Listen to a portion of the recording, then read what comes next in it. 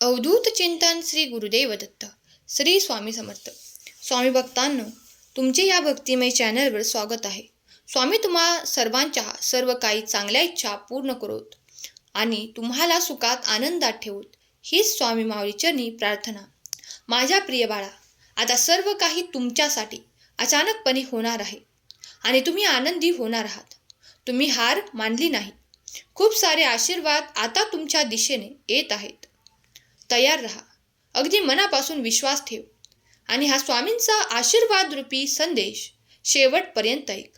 होय बाळा, देव सर्वत्र आहेत आणि त्यांचे आपल्यावर पूर्ण लक्ष आहे, कारण तुम्ही देवाचे लाडके भक्त आहात.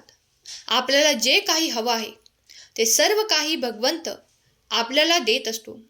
फक्त आपण आपले कर्म चांगले करत राहायचे आणि भगवंतावर विश्वास ठेवायचा. देवाचा आशीर्वाद घ्यायचा.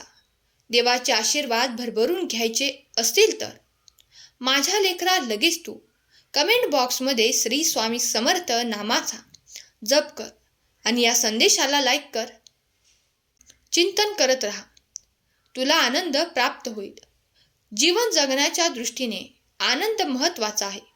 तो आनंद आपणच आहोत. जसा सूर्य सर्व ठिकाणी प्रकाश टाकतो, त्याचप्रमाणे आपण आनंदाचे स्पंद सर्व ठिकाणी पसरवित राहावे. स्मरण करावे. आपल्या ठिकाणी आपण नामस्मरण करत राहिले पाहिजे. आपण ज्या पद्धतीने नाम घेतो त्या पद्धतीने आपल्याला जे फळ मिळायला पाहिजे ते मिळत नाही. म्हणूनच नामस्मरणामध्ये स्मरण हे महत्त्वाचे.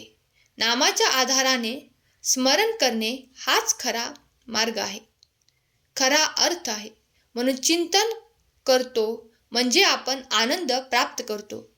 जीवनाच्या दृष्टीने आनंद महत्त्वाचा आहे. तो आनंद आपणच प्राप्त करत असतो. म्हणूनच आपण राम नाम जप करतो. राम राम का म्हणायचं, तर राम नामाचा उच्चार करून स्मरण करायचं. आता हा राम कोण? धनुर्धारी राम नव्हे. त्यास उदरामध्ये मी राम असता सर्व सुखाचा आराम, की भरतासी काम सर्व सुखाचा आराम. तो राम तूच आहेस, हे ज्ञानेश्वरीमध्ये स्पष्ट शब्दात सांगितले आहे. हृदयामध्ये मी इथे थांबायचं. ज्ञानेश्वरी कशी वाचायची हे सुद्धा समजलं पाहिजे. ज्ञानेश्वरी चवीने वाचली पाहिजे. जेवताना सुद्धा काही माणसं कोणीतरी पाठी लागल्यासारखं 1 घास 2 घास 3 घास असं गिळत असतात. जेवणसुद्धा चवीने रुचीने घेतले पाहिजे, तरच त्या जेवणाची खरी गंमत असते. तसेच ज्ञानेश्वरीचे आहे. कुठल्याही ग्रंथ आपण वाचतो ना, तो सावकाश वाचला पाहिजे. हृदयामध्ये मी राम, जिथे आपण जागृत राहिले पाहिजे तिथे आपण झोपलेलो आहोत, आणि जिथे झोपायला पाहिजे तिथे आपण जागृत आहोत. तुम्ही जागृत पाहिजे कुठे? माझं स्वरूप आनंद आहे. माझ्यात आनंद आहे. मी आनंद समृद्ध आहे. मी आनंदाचा झरा आहे. जुळजुळ जुळजुळ हे शरीरातून वाहत आहे. खऱ्या अर्थाने मी आनंदात प्रक्षेपण करत आहे. आनंदाचे देणे देतो आहे. अशा तऱ्हेने स्मरण आपल्या ठिकाणी असणं हे खऱ्या अर्थाने नामस्मरण आहे. आनंद वाटता वाटता आनंद लुटता आला पाहिजे. प्रत्येकाने हे लक्षात ठेवायला पाहिजे की जीवनामध्ये मला आनंद मिळवायचा नाही, तर आनंद हा वाटायचा आहे आणि हाच आनंद वाटता वाटता आपण लुटायचा आहे. आता आपण आनंदाचा शोध घेणार नाही. आता आपण सुखाचा, आनंदाचा शोध घेतोय आणि सुखासाठी पैशाच्या मागे लागतोय. आनंद वाटता वाटता आनंद लुटायच्या परिस्थितीला ते धरून आहे. हे आपण ध्यानात घेतले पाहिजे.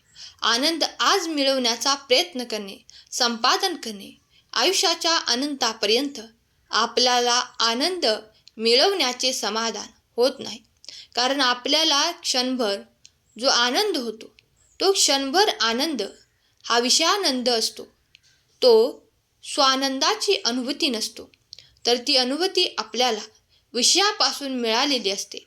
म्हणजेच आपल्याला एक लॉटरी लागली मुलगा झाला, पहिला नंबर आला इत्यादी गोष्टीमुळे आनंद होतो. तो आनंद विषयांद्वारे आलेला असतो. माणसाचं जीवन आहे ज्या लोकांना विषयांद्वारे आनंद मिळतच असतो. वैयक्तिक जीवनामध्ये, कौटुंबिक जीवनामध्ये, सामाजिक आणि वैश्विक जीवनामध्ये अक्षरशः क्रांती होईल. जीवन विद्येला क्रांती घडवून आणण्याची आहे.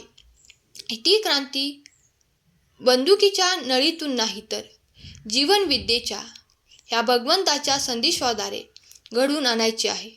त्यासाठी आपण फार मोठे काही करायचे नाही.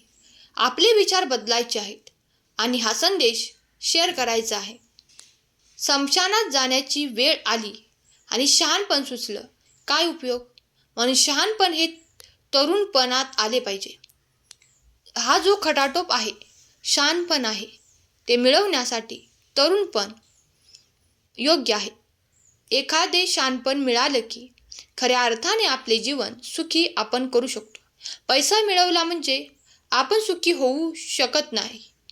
पैसा मिळवून आपण सुखी होऊ ही साप खोटी गोष्ट आहे. पैसा आवश्यक आहे की नाही हे कशासाठी? पैसा आपल्याला जीवनाला आवश्यक असणाऱ्या गोष्टी मिळवण्यासाठी गरजेचा आहे. राहण्यासाठी घर, 2 वेळेला जेवण्यासाठी अन्न, आपल्याला त्यासाठी पैसा पाहिजे. जीवनाला ज्या गोष्टी आवश्यक आहेत त्यासाठी पैसा पाहिजे. पण सुखी होण्यासाठी पैसा नको. सुखी होण्यासाठी फक्त शहाणपण पाहिजे. काहीही लागत नाही. तरुणपणात आपल्याला जर शहाणपण मिळालं की मग आपण खऱ्या अर्थाने आपले जीवन सुखी करू शकतो. कारण ज्याच्याजवळ शहाणपण आहे तो सुखी होऊ शकतो. ज्याच्याजवळ शहाणपण नाही तो दुःखी राहतो. त्याचे सुखी होणे कठीण आहे. शहाणपणाचा अभाव तिथे दुःखाचा सुकाळ आणि शहाणपणाचा प्रभाव तिथे सुखाचा सुकाळ. जीवनामध्ये माणसाजवळ शहाणपण पाहिजे. आज जगामध्ये बघा, घरात दारात, समाजात, या विश्वात सर्व ठिकाणी मारामाऱ्या, युद्ध, लढाया काही ना काही चालूच आहे. कोणीही सुखी नाही. शहाणपणाचा अभाव हा माणसाच्या दुःखाला कारणीभूत आहे. शहाणपणाचा प्रभाव माणसाच्या सुखाला कारणीभूत आहे. म्हणून शहाणपणाला पर्याय नाही. शहाणपण नसेल तर तुम्ही सुखी होऊ शकत नाही. म्हणून चांगलं करा आणि चांगल्या गोष्टीत मन रमवा. आनंदी राहण्याचा प्रयत्न करा. सर्व काही नियती तुमच्या मनाप्रमाणेच घडवेल. फक्त तुम्ही कर्म चांगले करा. शहाणपण ठेवा. डोकं शांत ठेवा. अवधूत चिंतन श्री गुरुदेव दत्त. स्वामी शक्तीवर विश्वास असेल तर आत्ताच चॅनेलला सबस्क्राईब करा आणि एक लाईक करा. लक्षात ठेवा, तुमचे एक लाईक प्रेरणा देतो नवनवीन संदेश बनवण्यासाठी. स्वामी तुम्हाला सुखात ठेवो ही स्वामी माऊली चरणी प्रार्थना. आजचा संदेश शेवटपर्यंत ऐकल्याबद्दल धन्यवाद. केलेली सेवा स्वामींचरणी अर्पण करते. श्री स्वामी समर्थ. जय जय स्वामी समर्थ.